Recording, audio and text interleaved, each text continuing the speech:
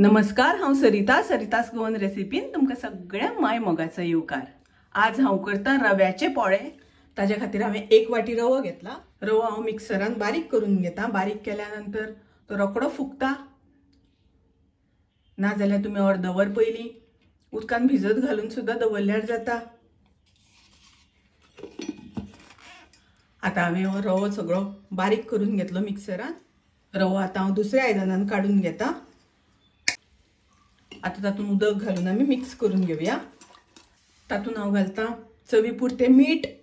रवो हांवें इतलो पातळ भिजोवन घेतला। 1 वाटी रव्याक 2 वाटी उदक घातला हांवें।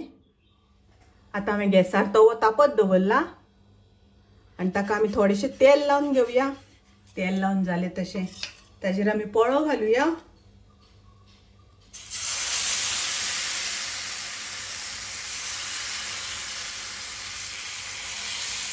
असो आमकां पातळ पोळो घालून घेवपाक जाय। सायडींतल्यान थोडेशें हांव तेल सोडटा। गॅसाची फ्लेम हांवें मिडियम दवरल्या आनी आता ताजेर मातशें झाकण घालून पोळो आमी शिजोवन घेवया। आता पळोवया पोळो जाला जाल्यार।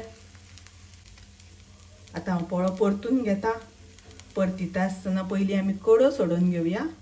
कडांनी अशें मातशें हळू सोडोवपाक जाय। परतून घेता हांव।